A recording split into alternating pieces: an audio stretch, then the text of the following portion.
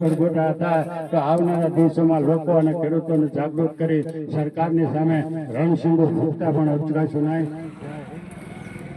મારું નામ વાળા ભરતજી પોપટભા, પ્રદેશ પ્રમુખ ખેડૂત કલ્યાણ સંગઠન। આવતી 15મી જાન્યુઆરી એટલે કે 15/1/2025 ભાવનગરના પ્રજાવત્સ મહારાજા કૃષ્ણકુમારસિંહજીનો ત્યાગ દિવસ છે। કૃષ્ણકુમારસિંહજીએ 1947માં 15મી જાન્યુઆરીએ દેશને આઝાદ કરવા અને અંગ્રેજોને પગાડવા માટે પોતાનું રાજ અર્પણ કર્યું હતું। તે દિવસને ત્યાગ દિવસ તરીકે ઉજવાય છે। એટલે અમે ભાવનગર જિલ્લાના તમામ ખેડૂતોને, તમામ પક્ષના આગેવાનોને, તમામ ધર્મના, તમામ જ્ઞાતિના અને તમામ જિલ્લાના અને આજુબાજુના જિલ્લાના તમામ તજજ્ઞોને અને ખેડૂતોને વિનંતી કરીએ છીએ કે 15મી જાન્યુઆરીએ સવારે 11 કલાકે મહારાજા કૃષ્ણકુમારસિંહજી માર્કેટિંગ યાર્ડમાં આપણે એક જબરજસ્ત પ્રમાણમાં ખેડૂત સંમેલન કરવાના છીએ। એમાં તમે બધા હાજરી આપજો।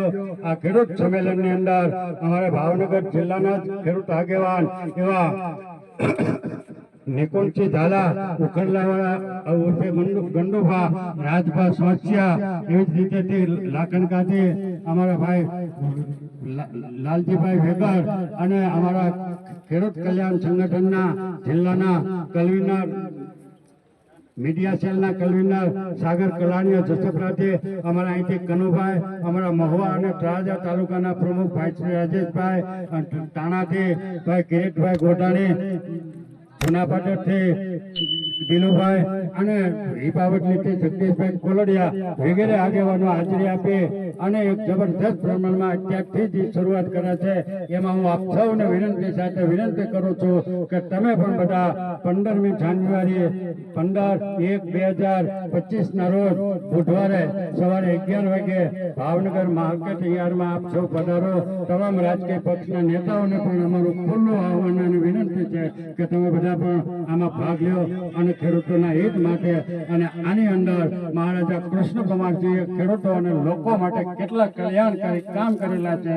ત્યાર પછીના જે રાજાઓ ગોંડલના હતા, પોરબંદરના હતા કે વડોદરાના હતા, એ લોકોએ પણ ખેડૂતો અને લોક કલ્યાણ માટે પોતાની સત્તા હતી, સત્તા કેવા કામ કર્યા। ત્યાર પછી સરદાર વલ્લભભાઈ પટેલ હોય, લાલ બહાદુર શાસ્ત્રી હોય, ચૌધરી ચરણસિંહજી હોય, આપણે ગુજરાતના જ કૃષિ મુખ્યમંત્રી કેશુભાઈ પટેલ હોય, ચિમનભાઈ પટેલ હોય, શંકરસિંહ વાઘેલા હોય, આ બધા જ લોકોએ ખેડૂતો અને લોકો માટેના કેટલા અગત્યના કામ કરેલા છે અને આજે પણ એના ગુણગાન ગવાય છે।